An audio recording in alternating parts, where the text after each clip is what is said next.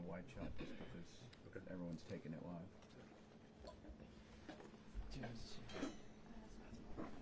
This is okay.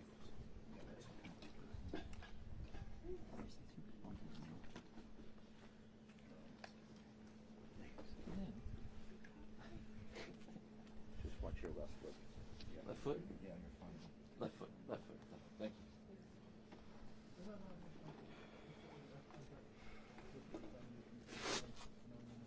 What's everybody doing?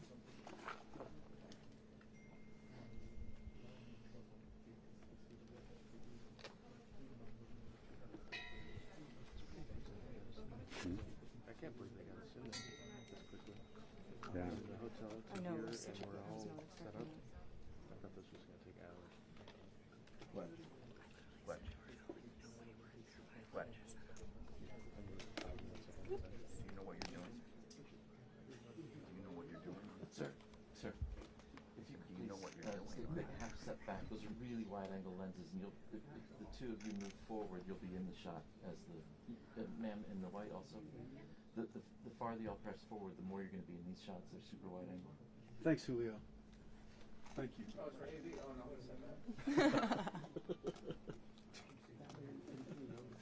Nothing for Alex. That's for Alex, we kick it over.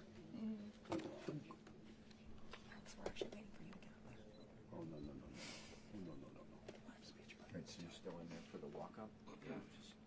And then I'm going to push in. Okay.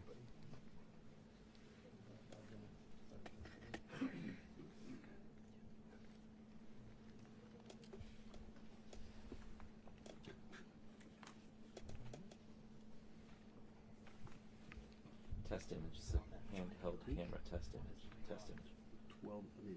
24 to 70. So, you're fine.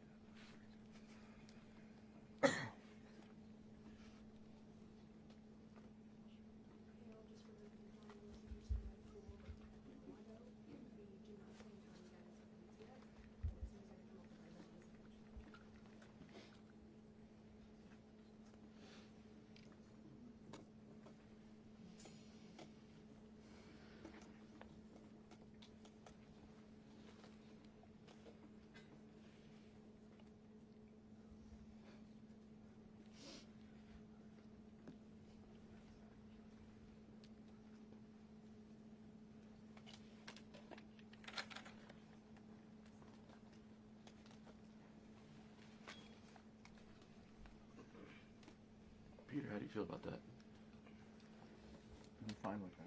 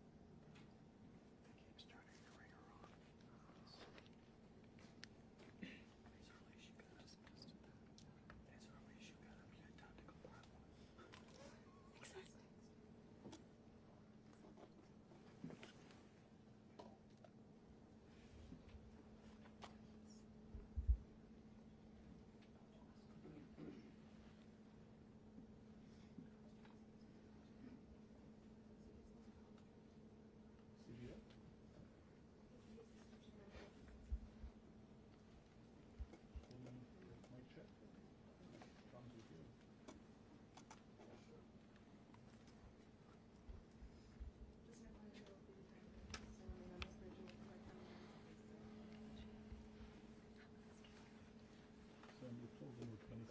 Sure.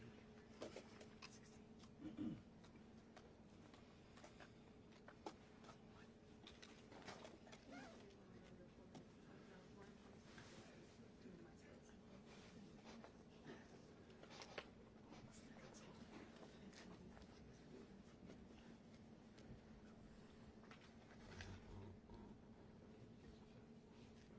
20-second delay.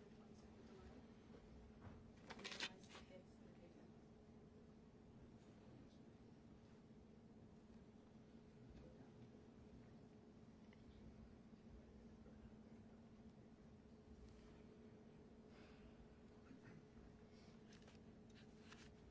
Mr.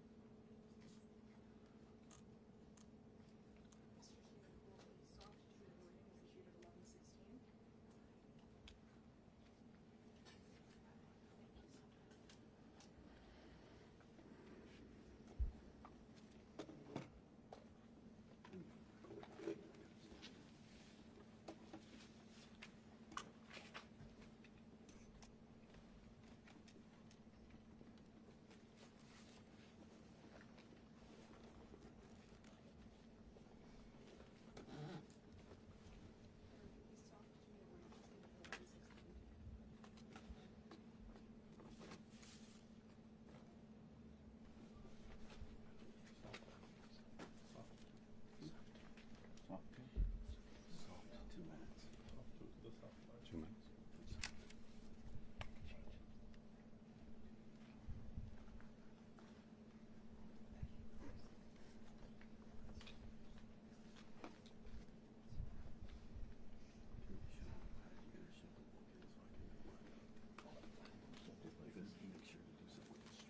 Okay. I'll probably look a little higher so I get over here. That'd be great. Thank you.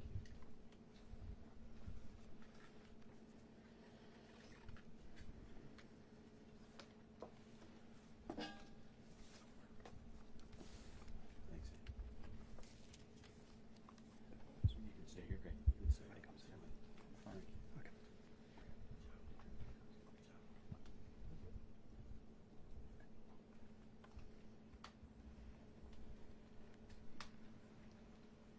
Sir, sir. Can you pull that rope back? Thank you. No, no, no, no, no. He said, do you want us to move the camera? Jesus Christ.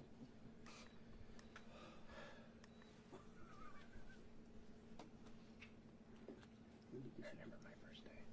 This is second, please. 33 years ago. You get out.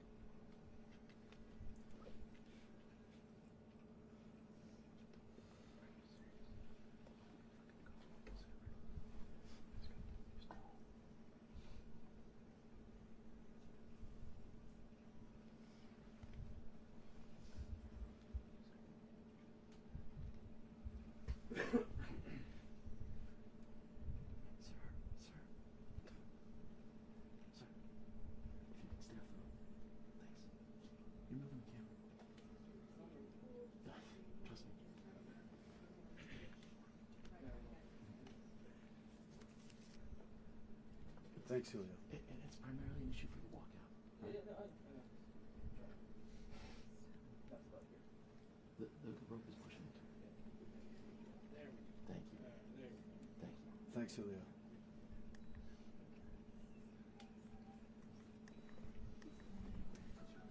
Yeah.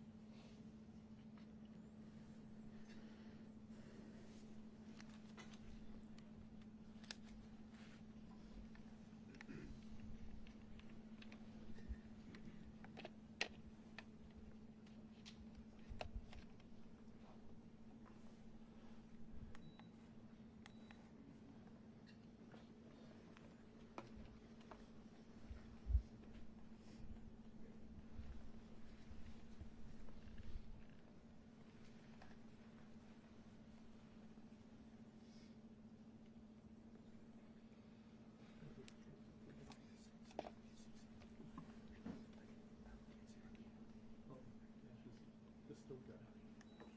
Peter. Yep. No, one of the stoop guys keeps popping in your shop. Yeah. They see it on the. Gotta watch on it. This is good. Who is it? Your Yeah, foot right keeps now it's hitting okay. the tripod. Is it true? Yeah. With the lens? Yeah. You're not going to pay him?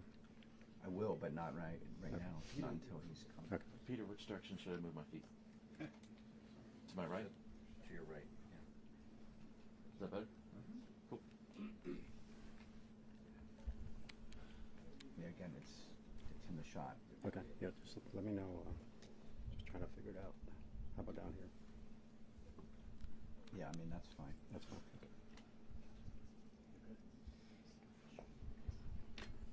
Like that's okay? Yeah.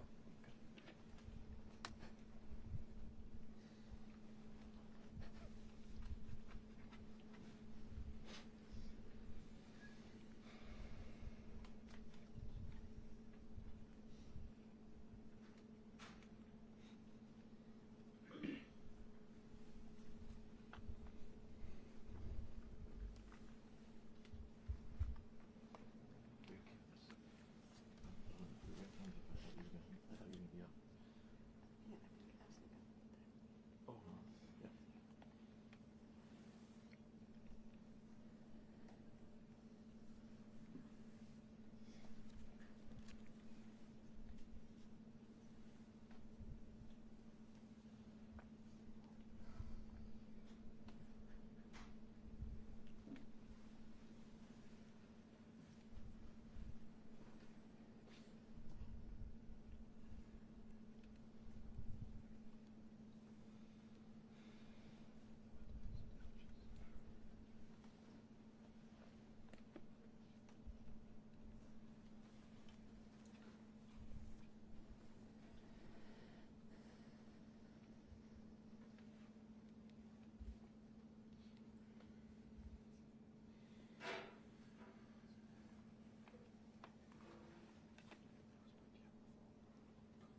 Yours is fine. You kidding?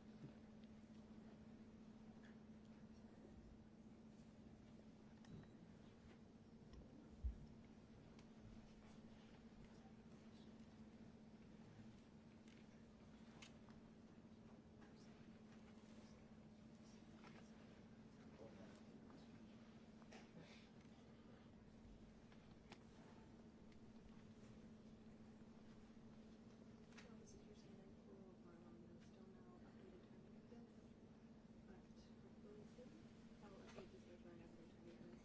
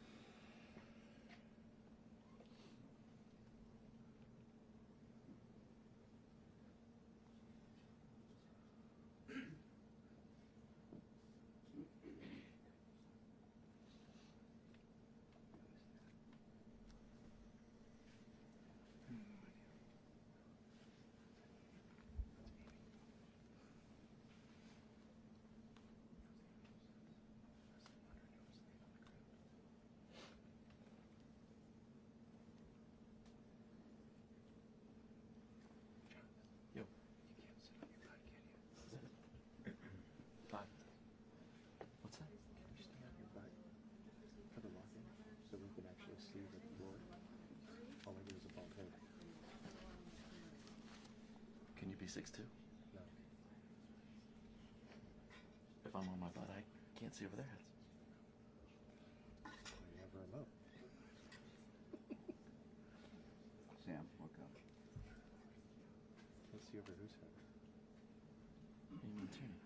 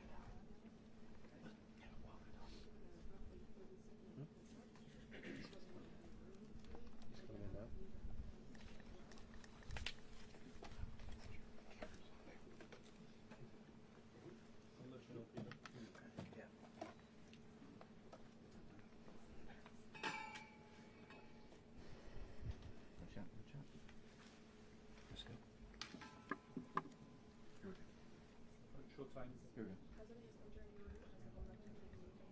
Here it comes. Hello, everybody. Mr. President. Good morning.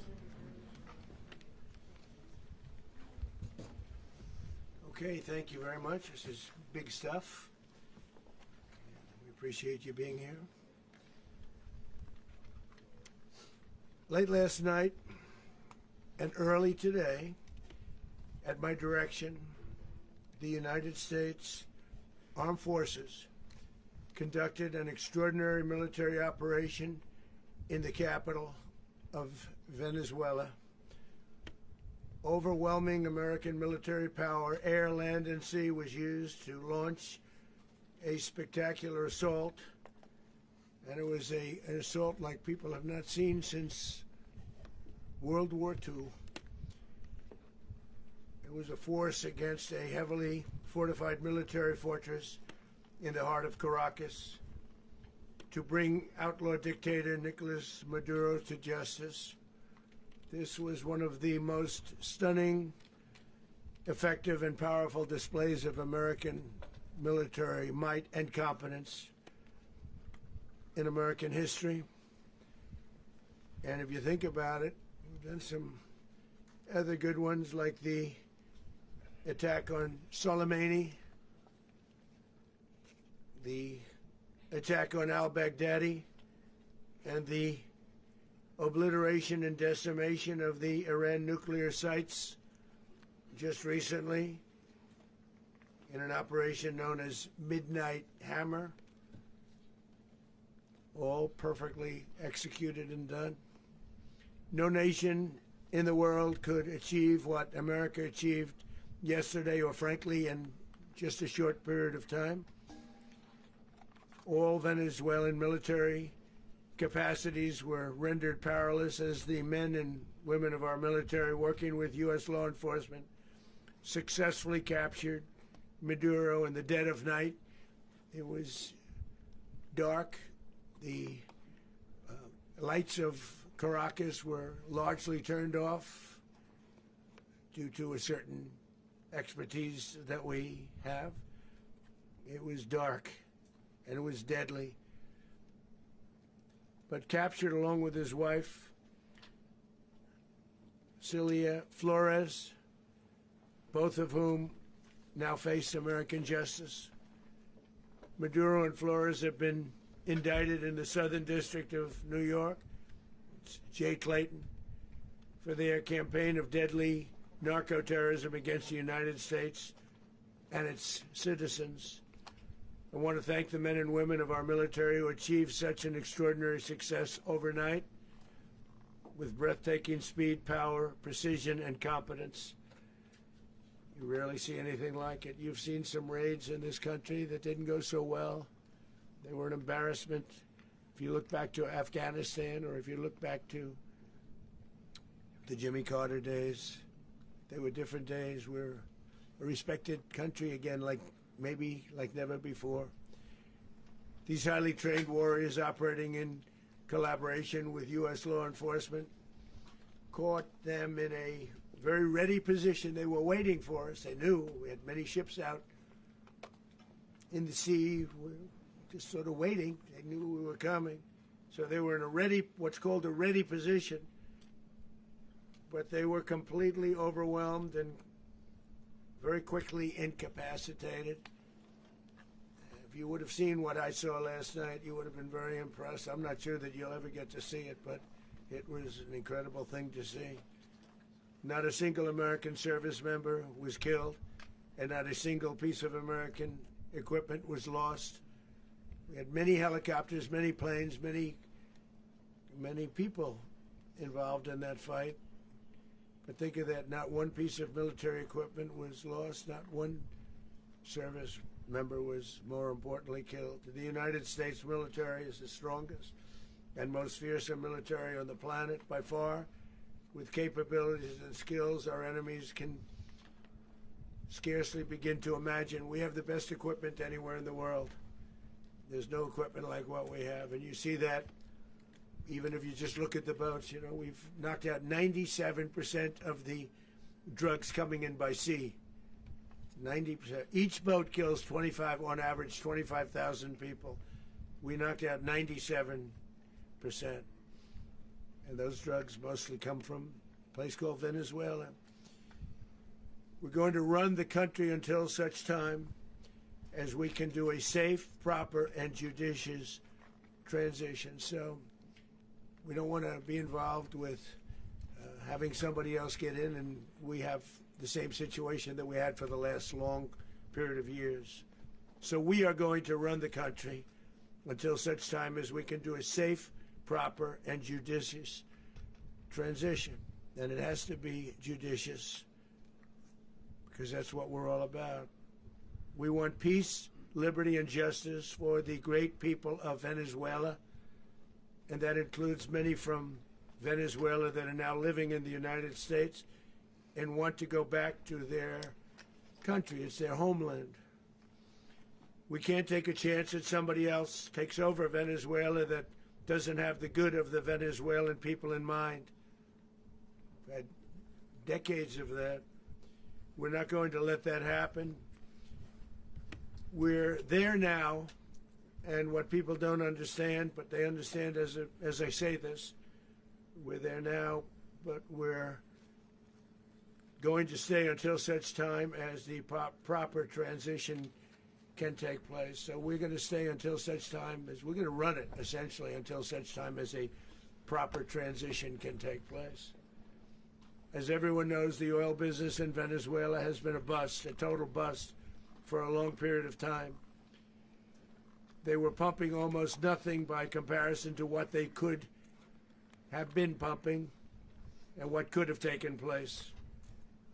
We're going to have our very large United States oil companies, the biggest anywhere in the world, go in, spend billions of dollars, fix the badly broken infrastructure, the oil infrastructure, and start making money for the country.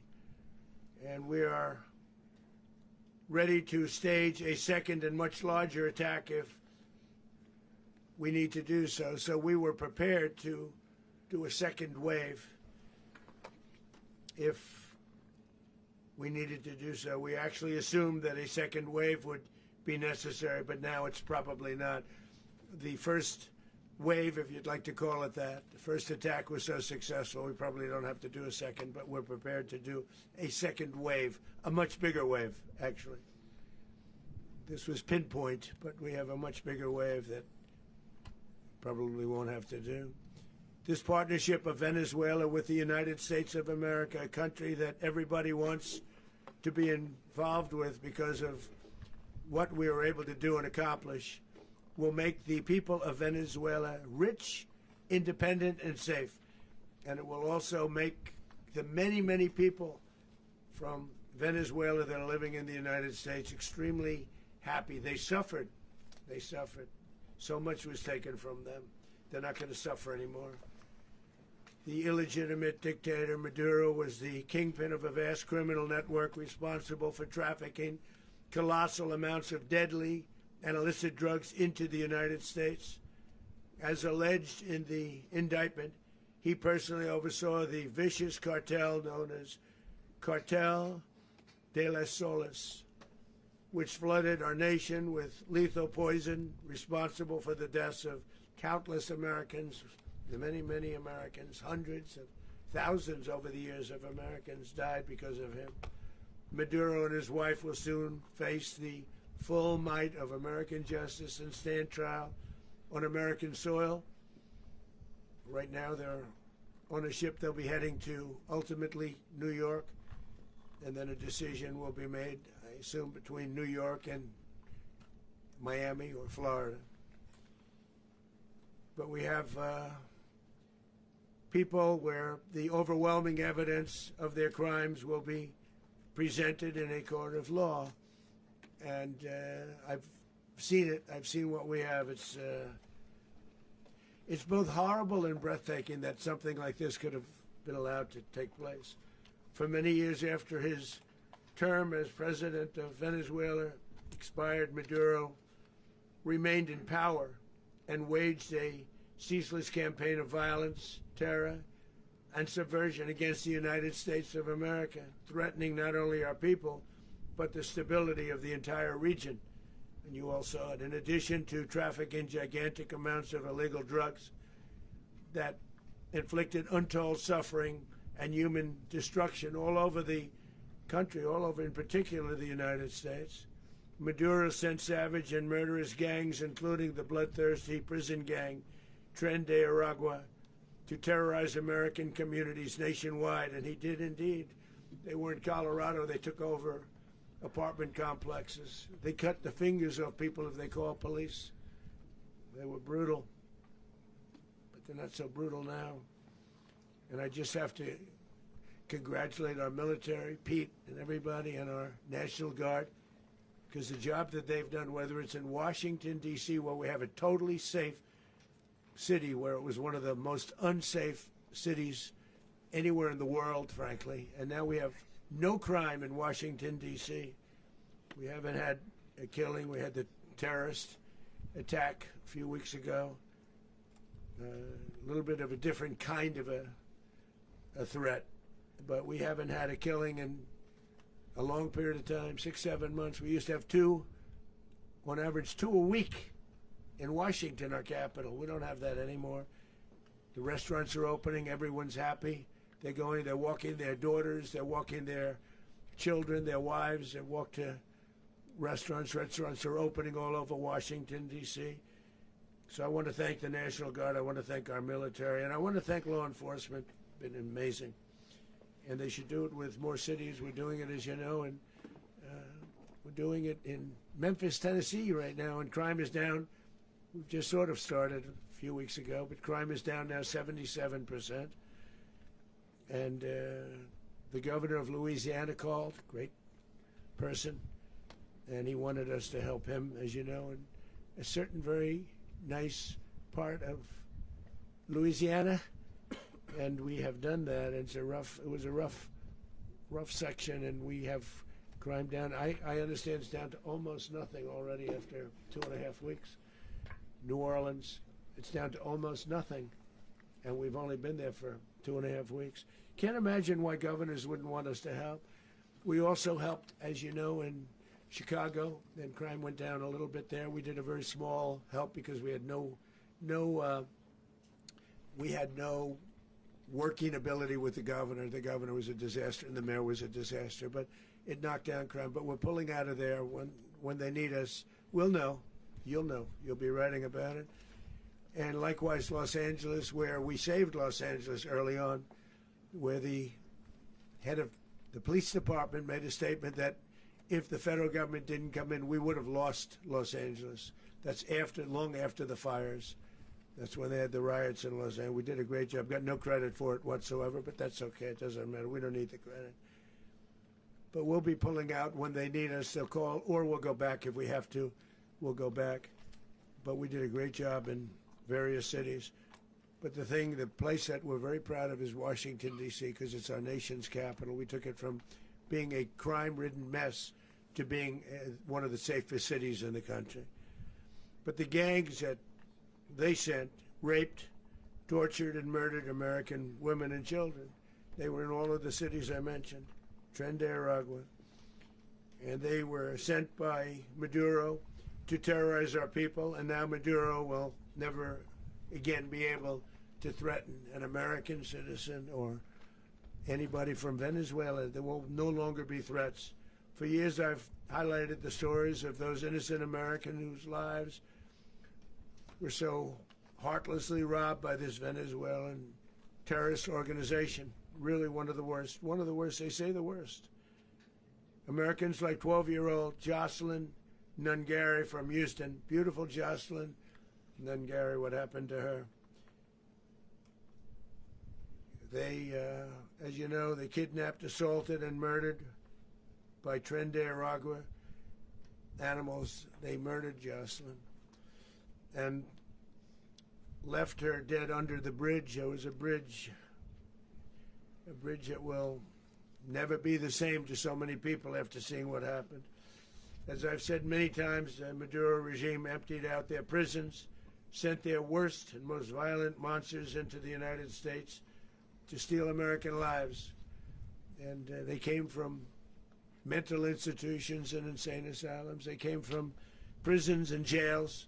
The reason I say both, they sound similar. Actually, prisons, a little bit more hostile, a little bit tougher. A mental institution isn't as tough as an insane asylum, but we got them both. They sent from their mental institutions. They sent from their jails, prisons. They were drug dealers. They were drug kingpins. They sent everybody bad into the United States. But no longer. And we have now a border where nobody gets through. In addition, Venezuela unilaterally seized and sold American oil, American assets, and American platforms, costing us billions and billions of dollars. They did this a while ago, but we never had a president that did anything about it. They took all of our property. It was our property. We built it. And we never had a president that decided to do anything about it. Instead, they fought wars that were 10,000 miles away. We built Venezuela oil industry with American talent, drive, and skill, and the socialist regime stole it from us during those previous administrations, and they stole it through force. This constituted one of the largest thefts of American property in the history of our country. Considered the largest theft of property in the history of our country. Massive oil infrastructure was taken like we were babies, and we didn't do anything about it. I would have done something about it. America will never allow foreign powers to rob our people or drive us back into and out of our own hemisphere. That's what they did. Furthermore, under the now deposed dictator Maduro, Venezuela was increasingly hosting foreign adversaries in our region and acquiring menacing offensive weapons that could threaten U.S. interests and lives. And they used those weapons last night. Potentially in league with the cartels operating along our border. All of these actions were in gross violation of the core principles of American foreign policy, dating back more than 2 centuries.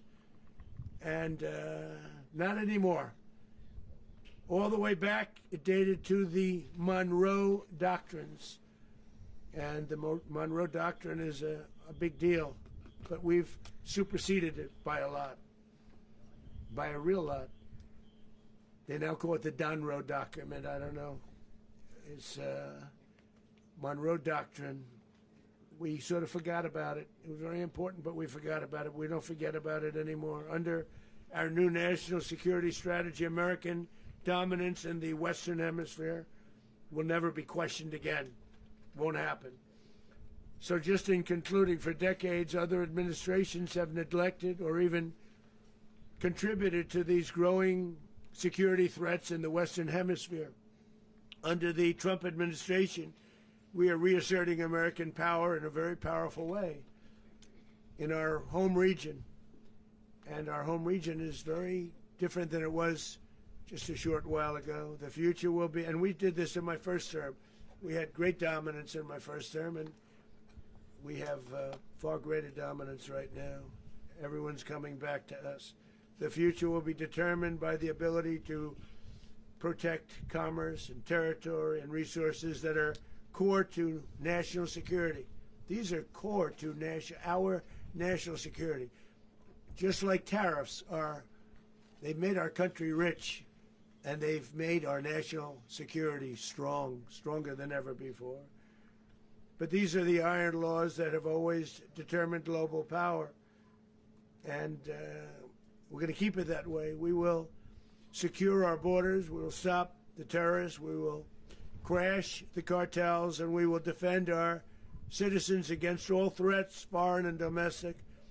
Other presidents may have lacked the courage or whatever to defend America, but I will never allow terrorists and criminals to operate with impunity against the United States. This extremely successful operation should serve as warning to anyone who would threaten American sovereignty or endanger American lives. Very importantly, the embargo on all Venezuelan oil remains in full effect. The American Armada remains poised in position, and the United States retains all military options until United States demands have been fully met and fully satisfied. All political and military figures in Venezuela should understand what happened to Maduro can happen to them, and it will happen to them if they aren't just, fair, even to their people. The dictator and terrorist, Maduro, is finally gone in Venezuela. People are free. They're free again. It's been a long time for them, but they're free. America is a safer nation. This morning, it's a prouder nation this morning because it didn't allow this horrible person and this country that was doing very bad things to us. It didn't allow it to happen. And the Western Hemisphere is right now a much safer place to be. So I want to thank everybody for being here. I want to thank General Raisin Kane. He's a fantastic man. I've worked with a lot of generals. I worked with some I didn't like. I worked with some I didn't respect. I worked with some that just weren't good. But this guy is fantastic. I watched last night one of the most precise attacks on sovereignty. I mean, it was an attack for justice. And I'm very proud of him, and I'm very proud of our Secretary of War, Pete Hegseth, who I'm going to ask to say a few words. Thank you very much. Mr. President, can you explain how the U.S. will run Venezuela? Well, thank you, Mr. President. Finally, a commander-in-chief the world respects and the American people deserve. And as the President said, words can barely capture the bravery and the power and the precision of this historic operation. A massive joint military and law enforcement raid flawlessly executed by the greatest Americans our country has to offer. American warriors are second to none, the best in the world and the best of our country. What all of us witnessed last night was sheer guts and grit, gallantry, and glory of the American warrior. I'm simply humbled by such men, and I tip my hat to our chairman, Dan Raisin Kane, and all those Americans who stood watch last night. Our warriors are the elite of America, and again, President Trump has your back. No other country on planet Earth, and it's not even close, could pull this kind of operation off. And no other president has ever shown this kind of leadership, courage, and resolve. The most powerful combination the world has ever seen. As the President said, our adversaries remain on notice. America can project our will anywhere, anytime. The coordination, the stealth, the lethality, the precision, the very long arm of American justice, all on full display in the middle of the night. Nicolás Maduro had his chance, just like Iran had their chance, until they didn't and until he didn't. He effed around, and he found out. President Trump is deadly serious about stopping the flow of gangs and violence to our country. Deadly serious about stopping the flow of drugs and poison to our people. Deadly serious about getting back the oil that was stolen from us. And deadly serious about reestablishing American deterrence and dominance in the Western Hemisphere. This is about the safety, security, freedom, and prosperity of the American people. This is America first. This is peace through strength. And the United States War Department is proud to help deliver it. Welcome to 2026, and under President Trump, America is back. I'd like to welcome now our chairman, Chairman Raisin Kane, to give a few more details about the operation. Mr. Chairman. Thank you, Mr. Secretary. Thank you, Mr. President, and good morning. Last night, on the order of the President of the United States and in support of a request from the Department of Justice, as the President said, the United States military conducted an apprehension mission in Caracas, Venezuela, to bring to justice two indicted persons, Nicolás and Cecilia Maduro. This operation, known as Operation Absolute Resolve, was discreet, precise, and conducted during the darkest hours of January 2nd and was the culmination of months of planning and rehearsal, an operation that, frankly, only the United States military could undertake. What I'd like to do this morning is talk to you through some of the preparation and the details without compromising any of our tactics, techniques, and procedures. There is always a chance that we'll be tasked to do this type of mission again. Our interagency work began months ago and built on decades of experience of integrating complex air, ground, space, and maritime operations. While the past 2 decades have honed the skills of our special operations forces, this particular mission required every component of our joint force, with soldiers, sailors, airmen, Marines, and Guardians working in unison with our intelligence agency partners and law enforcement teammates in an unprecedented operation. We leveraged our unmatched intelligence capabilities and our years of experience in hunting terrorists, and we could not have done this mission without the incredible work by various intelligence agencies, including the CIA, NSA, and NGA. We watched, we waited, we prepared, we remained patient and professional. This mission was meticulously planned, drawing lessons from decades of missions over the last many years, many missions over these last many years. This was an audacious operation that only the United States could do. It required the utmost of precision and integration within our joint force. And the word integration does not explain the sheer complexity of such a mission. An extraction so precise it involved more than 150 aircraft launching across the Western Hemisphere in close coordination, all coming together in time and place to layer effects for a single purpose: to get an interdiction force into downtown Caracas while maintaining the element of tactical surprise. Failure of one component of this well-oiled machine would have endangered the entire mission, and failure is never an option for America's joint force.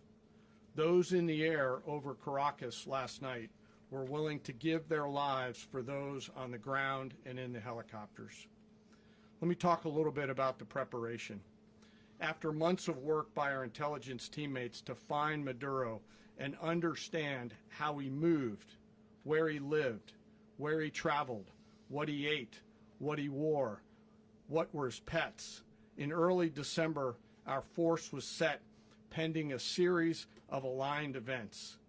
Key was choosing the right day to minimize the potential for civilian harm and maximize the element of surprise, and minimize the harm to the indicted personnel so, as the President said, they could be brought to justice. And as the President said earlier today, weather in Venezuela is always a factor this time of the year.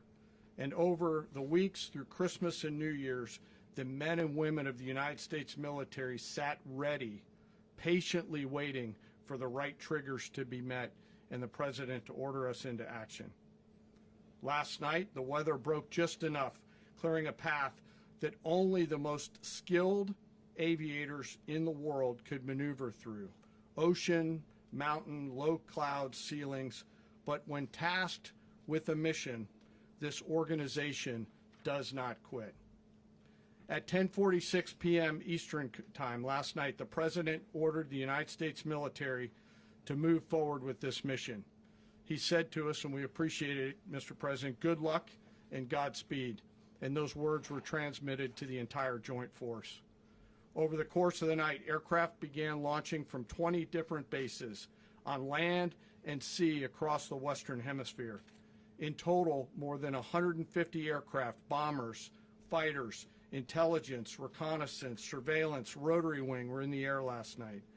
Thousands and thousands of hours of experience were airborne. Our youngest crew member was 20, and our oldest crew member was 49, and there's simply no match for American military might. As the night began, the helicopters took off with the extraction force, which included law enforcement officers, and began their flight into Venezuela at 100 feet above the water. As they approached Venezuelan shores, the United States began layering different effects provided by Spacecom, Cybercom, and other members of the interagency to create a pathway. Overhead, those forces were protected by aircraft from the United States Marines, the United States Navy, the the United States Air Force, and the Air National Guard. The force included F-22s, F-35s, F-18s, EA-18s, E-2s, B-1 bombers, and other support aircraft, as well as numerous remotely piloted drones. As the force began to approach Caracas, the Joint Air Component began dismantling and disabling the air defense systems in Venezuela, employing weapons to ensure the safe passage of the helicopters into the target area. The goal of our air component is, was, and always will be to protect the helicopters and the ground force and get them to the target and get them home. As the force crossed the last point of high terrain where they'd been hiding in the clutter, we assessed that we had maintained totally the element of surprise. As the helicopter force ingressed towards the objective at low level, we arrived at Maduro's compound at 1:01 a.m. Eastern Standard Time, or 2:01 a.m. Caracas local time, and the apprehension force descended into Maduro's compound and moved with speed, precision, and discipline towards their objective, and isolated the area to ensure the safety and security of the ground force while apprehending the indicted persons. On arrival into the target area, the helicopters came under fire, and they replied with that fire with overwhelming force in self-defense. One of our aircraft was hit but remained flyable, and as the President said earlier today, all of our aircraft came home, and that aircraft remained flyable during the rest of the mission. As the operation unfolded at the compound, our air and ground intelligence teams provided real-time updates to the ground force, ensuring those forces could safely navigate the complex environment without unnecessary risk. The force remained protected by overhead tactical aviation. Maduro and his wife, both indicted, gave up and were taken into custody by the Department of Justice, assisted by our incredible U.S. military with professionalism and precision, with no loss of U.S. life. After securing the indicted persons, the force began to prep for departure. Helicopters were called in to exfiltrate the extraction force, while fighter aircraft and remotely piloted aircraft provided overhead coverage and suppressive fire. There were multiple self-defense engagements as the force began to withdraw out of Venezuela. The force successfully exfiltrated and returned to their afloat launch bases, and the force was over the water at 3:29 a.m. Eastern Standard Time with indicted persons on board. And both Maduro and his wife were embarked aboard the USS Iwo Jima. In closing, what we've witnessed today is a powerful demonstration of America's joint force. We think, we develop, we train, we rehearse, we debrief, we rehearse again and again, not to get it right, but to ensure that we cannot get it wrong. Our jobs are to integrate combat power so when the order comes, we can deliver overwhelming force at the time and the place of our choosing against any foe anywhere in the world. I am immensely proud today of our joint force and filled with gratitude to represent them here today.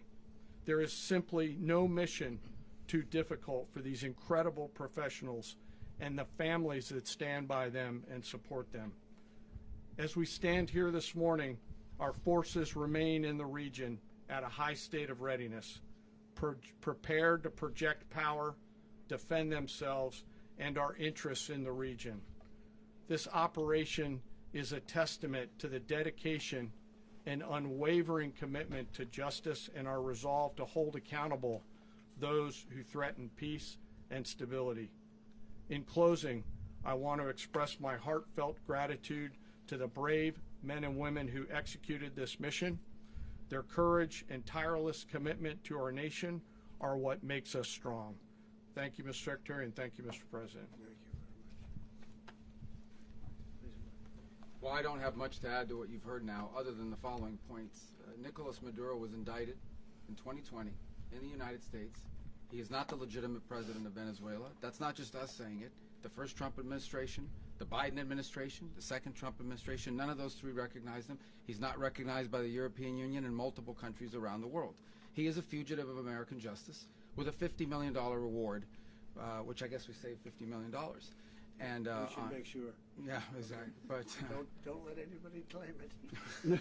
Nobody deserves it but us.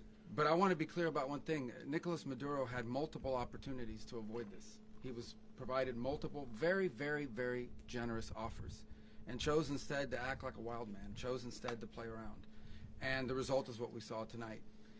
The other message here is the following. You have a guy, like many people around the world, they like to play games. You have a guy who decides he's going to invite Iran into his country, is going to, do the confiscation of American oil companies, is going to flood our country with gang members, is going to take Americans prisoner and try to hold them for hostage and trade them like he was able to do with the Biden administration.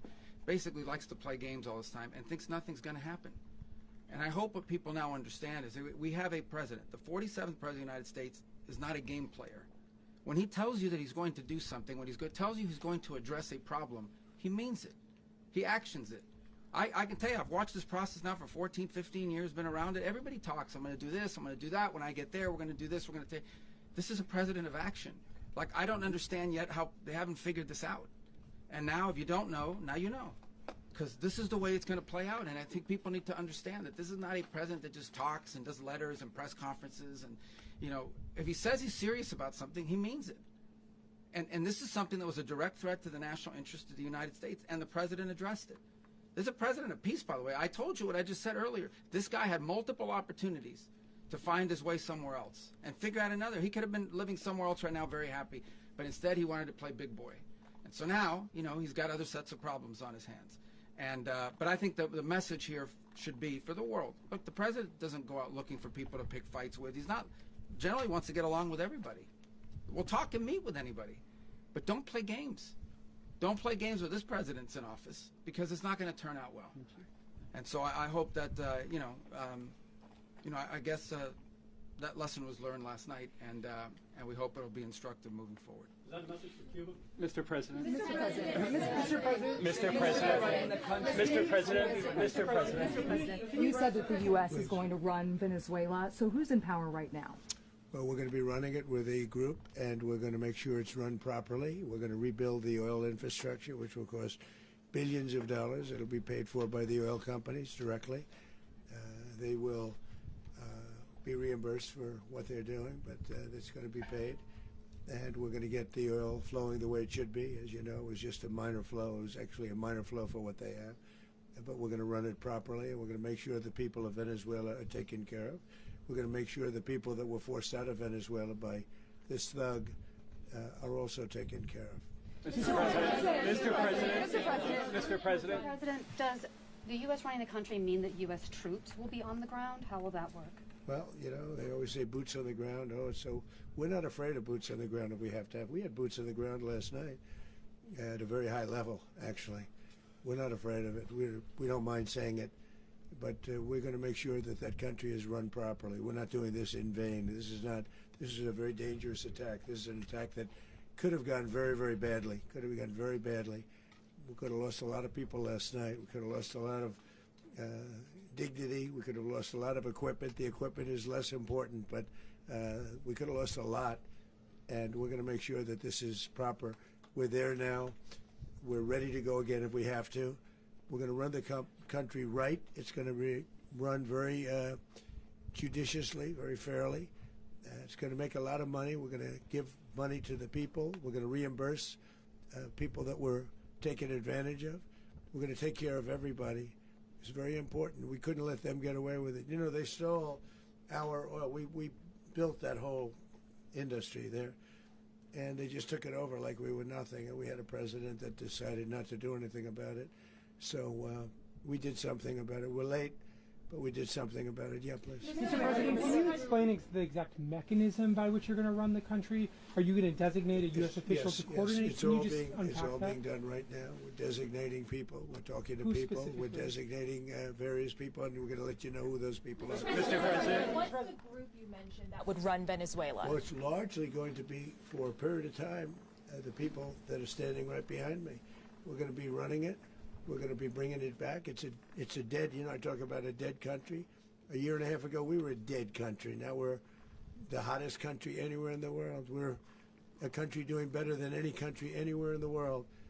And it required leadership. Venezuela has a lot of bad people in there, a lot of bad people that shouldn't be leading. We're not going to take a chance that one of those people take over for Maduro.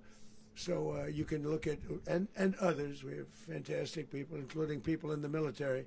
So we're going to have a group of people running it until such time as it can be put back on track, make a lot of money for the people, and give people a great way of life, and also reimbursement for people in our country that were forced out of Venezuela. Mr. President, Rubio would be. you said earlier today that you weren't going to back Machado to come back and be the opposition leader in your Fox and Friends interview. And then you also mentioned the Vice President of Venezuela. Are you going to work with the Vice President of Venezuela, or how do you foresee the relationship Well, going? I understand she was just sworn in, but she was, as you know, picked by Maduro. So Marco's working on that directly. He just had a conversation with her, and she's essentially willing to do what we think is necessary to make Venezuela great again. Very simple. Mr. President, Colombian President Gustavo Petro, a couple weeks ago, he said he's got to watch his ass. And today he said he's not concerned about anything happening to him in the aftermath of this operation. So just what your message is Well, about he that. has cocaine mills. He has factories where he makes cocaine. And yeah, I think I stick by my first statement. He's making cocaine. They're sending it into the United States. So he does have to watch his ass. Mr. President, Did you notify any members of Congress in advance? Marco, do you want to talk about that? Because you were involved in it. Sure. We call members of Congress immediately after. This was not the kind of mission that you can do congressional notification on. It was a trigger-based mission in which conditions had to be met night after night. We watched and monitored that for a number of days. So it's just simply not the kind of mission you can call people and say, hey, we may do this at some point in the next 15 days. But it's largely a law enforcement function. Remember, at the end of the day, at its core, this was an arrest of 2 indicted fugitives of American justice, and the Department of War supported the Department of Justice in that job. Now, there are broader policy implications here, but it's just not the kind of mission that you can pre-notify because it endangers the mission. If I can add one thing to that, Congress has a tendency to leak. This would not be good. If they leaked, General, I think it would have been maybe a very different result. But I have to say, they knew we were coming at some point, We had a lot of ships out there. They sort of knew we were coming. But Congress will leak, and we don't want leakage. Mr. President, you were one of the only people to watch this all play out live. What was Maduro doing when the U.S. forces entered what I assume would be his home? And also, was there any point where the U.S. was considering if Maduro pushed back or resisted killing Maduro? It could have happened. It could have happened. He was trying to get into a safe place. You know what a safe place is, all steel. And he wasn't able to make it to the door because our guys were so fast. They went through the opposition so fast. And there was a lot of opposition. People were wondering, do we get them by surprise? Sort of surprised, but they were waiting for something. It was a lot of opposition. There was a lot of gunfire. You saw some of it today. But he was trying to get to a safe place, which wasn't safe because we would have had the door blown up in about 47 seconds, they say on average, regardless of how thick the steel was.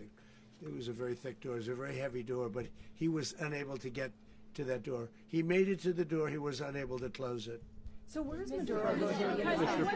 Go ahead, finish. Where is Maduro going to be in the time being right now? Do you know his exact Well, whereabouts? eventually, ultimately, in the near future, he's going to be brought to New York. And where is he going to be held? Where is he going to be held in New York? Do you know? That's going to be up to the officials that do these things. Mr. President, the U.S. has something of a mixed track record of ousting dictators without necessarily a plan for what comes afterwards. Did that weigh on your decision Well, that's making? when we had different presidents, but with me, that's not true. With me, we've had a perfect track record of winning.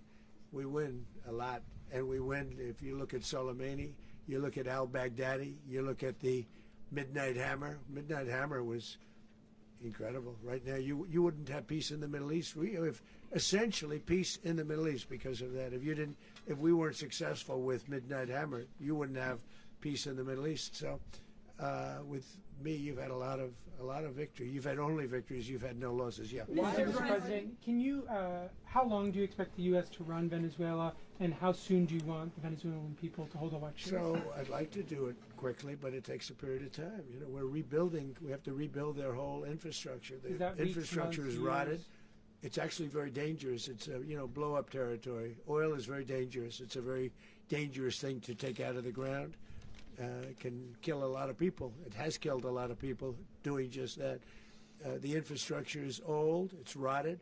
Much of it is stuff that we put there 25 years ago, and we're going to be replacing it. And we're going to take a lot of money out so that we can take care of the country. Are you saying that Secretary Rubio and Mr. President, China, Russia, and Iran have interests in Venezuela. How does this operation affect your relationships with them when it comes to the oil and drugs? In terms of China and Russia, Russia when we get things straightened out. But in terms of other countries that want oil, we're in the oil business. We're going to sell it to them. We're not going to say we're not going to. In other words, we'll be selling oil, probably in much larger doses because they couldn't produce very much because their infrastructure was so bad. So we'll be selling large amounts of oil to other countries, many of whom are using it now, but I would say many more will come. Are you saying that, Mr. President, are you saying that? Mr. President, thank you. What is your message to the people of Venezuela today? Of course, the civilian population specifically, they have a lot of questions. What is your message to the people of Venezuela? That you're going to have peace, justice. You're going to have some of the riches that you should have had for a long period of time. It was stolen from you. But you're going to have peace and you're going to have safety. You're going to have justice. You're going to have a country. You're going to have a real country. You're going to have potentially a great country. You know, if you go back 20 years, maybe even a little longer ago, that was a great country. And they destroyed it. Remember I said that if we lose this election, the United States will be Venezuela on steroids. That's what would have happened. Had we lost the election, the 2024 election, we suffered so badly. When you look at the border from 2020, what they did, what Joe Biden administration did to our country should never be forgotten. But if we had to go through another year of that, we wouldn't have. We would be exactly where Venezuela was in terms. I used to say, if they win, we're going to be Venezuela on steroids, and that's what would have happened. President, thank you. Are you saying that Secretary Hegseth and Rubio are going to be running Venezuela, and will you be sending in U.S. military They're troops going to to be a provide? team that's working with the people of Venezuela to make sure that we have Venezuela right. Because for us to just leave, who's going to take over? I mean, there is nobody to take over. You have a vice president who's been appointed by Maduro. And right now she's the vice president, and she's, I guess, the president. She was sworn as president just a little while ago. She had a long conversation with Marco, and she said, we'll do whatever you need. I think she was quite gracious, but she really doesn't have a choice. We're going to have this done right. We're not going to just do this with Maduro, then leave like everybody else, leave and say, let it go to hell. If we just left, it has zero chance of ever coming back. We'll run it properly. We'll run it professionally. We'll have the greatest oil companies in the world go in and invest billions and billions of dollars and take out money, use that money in Venezuela. And the biggest beneficiary are going to be the people of Venezuela. And also, I can't stress this strongly enough, the people that got thrown out of Venezuela that are now in the United States, and frankly, some want to stay, and some probably want to go back. Yeah. So, Mr. President, what's being done to protect Americans in the country, and were any of the detained Americans Well, right now they're very last protected night? because nobody's going to mess with us. They're very protected. The people of, and we let them know that you better not touch one of them. Are you concerned that bad elements of the Maduro regime will remain in place? Well, we know who they are. We're on them, and they're acting much differently now than they would have acted 2 days ago. And what can you okay, say wait, about behind you, please. Mr. President, why is running a country in South America America first? Well, I think it is because we want to surround ourselves with good neighbors. We want to surround ourselves with stability. We want to surround ourselves with energy. We have tremendous energy in that country. It's very important that we protect it. We need that for ourselves. We need that for the world. And we want to make sure we can protect it. Yes, sir. Please, go ahead. Yeah, is there a message here for Cuba and Diaz-Canel? Well, Cuba is an interesting case. Cuba is, not doing very well right now. That system has not been a very good one for Cuba. The people there have suffered for many, many years. And I think Cuba is going to be something we'll end up talking about, because Cuba is a failing nation right now, very badly failing nation. And we want to help the people. It's very similar in the sense that we want to help the people in Cuba, but we want to also help the people that were forced out of Cuba and living in this country. Do you want to say something about that, Marco, please? Well, I mean, I just gave you a statement a few minutes ago about, you know, when the president speaks, you should take him seriously. So suffice it to say, you know, Cuba is a disaster. It's run by incompetent, senile men, and in some cases, not senile, but incompetent nonetheless. It has no economy. It's in total collapse. And by the way, you know, they were, you know, all of the guards that helped protect Maduro, this is well known, their whole spy agency, all that were full of Cubans. I mean, they basically, it's amazing. This poor island took over Venezuela in some cases. One of the biggest problems the Venezuelans have is they have to declare independence from Cuba. They tried to basically colonize it from a security standpoint. So, yeah, look, if I lived in Havana and I was in the government, I'd be concerned, at least a little bit. Are you cutting off the oil flow to Cuba from Venezuela? Well, the president already announced a week ago that anything that's sanctioned, it's sanctioned oil, it's not going to be allowed to get there. So that's an The answer is yes. Mr. President, Mr. President, is the U.S. aware of the location of opposition leader Machado, and have you been in contact with her? No, we haven't. No, we haven't. Mr. President, on Monday. Oh, I think it would be very tough for her to be the leader. She doesn't have the support within, or the respect within the country. She's a very nice woman, but she doesn't have the respect. Mr. President, is it possible that the U.S. ends up administrating Venezuela for years? You know, well, you know, it won't cost us anything because the money coming out of the ground is very substantial, so it's not going to cost us anything. So the U.S. isn't going to dedicate any money to... Well, we want safety there. We want to be surrounded by countries that aren't housing all of our enemies all over the world. That's what was happening, and you don't want to have that. But we're going to be rebuilding, and we're not spending money. The oil companies are going to go in. They're going to spend money. We're going to take back the oil that, frankly, we should have taken back a long time ago. A lot of money is coming out of the ground. We're going to get reimbursed for all of that. We're going to get reimbursed for everything that we spend. So it's going to be a very important. This is a very big evening that took place last night. We have to be surrounded by safe, secure countries, and we also have to have energy. Very important. We have to have energy that's real energy, not where they're getting 4% and 5% of the energy out of the ground. You take a look. It was such a disaster. So what's going to happen with Venezuela, I think, over the next period of a year is going to be a great thing. And the people of Venezuela will be the biggest beneficiaries. Mr. President, on Monday,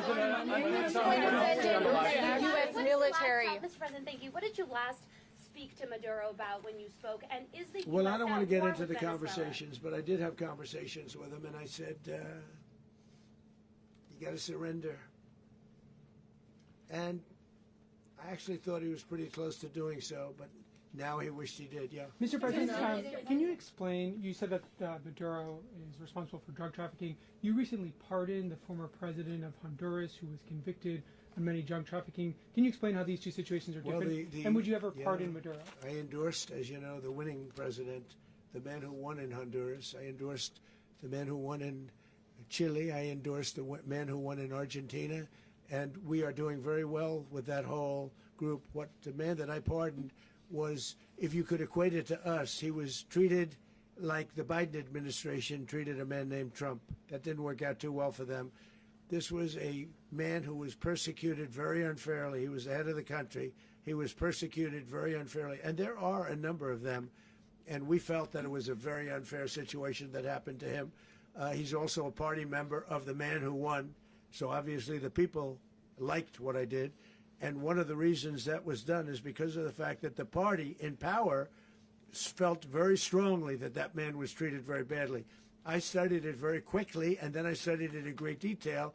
I went to a lot of the people standing behind me, and they felt that that man was persecuted and treated very badly. That's why I gave him a pardon. Mr. President, you referenced boots on the ground earlier. Can you just sort of button this up? Do you envision the U.S. military having a presence in Venezuela as the U.S. runs that country? No, we're going to have a presence in Venezuela as it pertains to oil, because we have to have, we're sending our expertise in. So you may need something, not very much. But no, we're going to be taking out a tremendous amount of wealth out of the ground. and that wealth is going to the people of Venezuela and people from outside of Venezuela that used to be in Venezuela. And it goes also to the United States of America in the form of reimbursement for the damages caused us by that country. So I want to thank you all very much. Thank you. Do you have one? Yes, please. You were so nice before. I'm going to give you the final question. Go Thank ahead. you, Mr. Unless it's a bad question, in which case I'll go one word. It's about who? It's about Putin, if you want. About Putin. Well, Okay. that's always nice. You had to a talk phone. about Putin. You had a phone call with him on Monday. Did he talk at all about Maduro? Did y'all talk about this? No, we didn't. And We then- never spoke about Maduro. Are you mad at him right now? I mean, there's this I'm not intelligence. thrilled with Putin. I'm not thrilled with Putin. He's killing too many people. There was that I intelligence. thought that would be so. I settled 8 1/4 war. You know what the 1/4 was? Thailand and Cambodia. I did it again. They broke out, and I did it in about 5 hours, and I settled it. I'm giving myself 1/4, so I'm up to now 8 1/4. In other words, I settled the war, but then they broke out. They had a pretty bad breakout over the last 4 days. I got them to go back to peace. So I only give 1/4. I thought the easiest one would be, one of the easier ones would be Russia, Ukraine. It's not. And they both have done some pretty bad things. And look, that's Biden's war. That's not my war. But I want to stop the lives. Did you see where last month, 30,000, it was 27,000 the month before. 30,000, mostly soldiers, were killed this last month. 30,000. I want to stop that. You know, I got NATO to pay 5% instead of the 2% that they weren't paying. They weren't paying 2, now they pay 5. And we send them a lot of munitions, we send them a lot of things, missiles and various other things, a lot. And they pay. The United States is not losing money. We're probably making money on that. It's the last thing I care about. I just want to stop all those people. We're losing 25, 30,000 human beings that come from 2 places that are very far away. But if I can stop, because it's something I've been pretty good at doing, deals, I guess. It's all a deal. Life is a big deal. But if I can stop that war and stop 30,000 young people, in addition to the fact that people are being killed in Kiev, people are being killed in other cities throughout, you know, a much smaller number, but they're being killed, viciously killed. So I'm not happy about it. I thought that would be something that would get solved.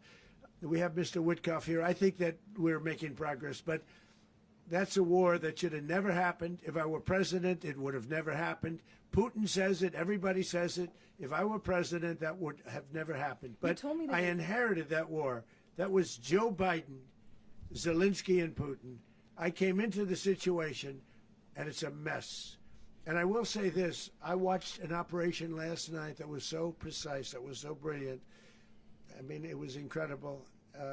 If we had our people, like this general, and our people involved, that war would not have gone on very long. That I can tell you. You told me that war, to use an old term, that war has become a bloodbath, and we want it to get stopped. Thank you very much.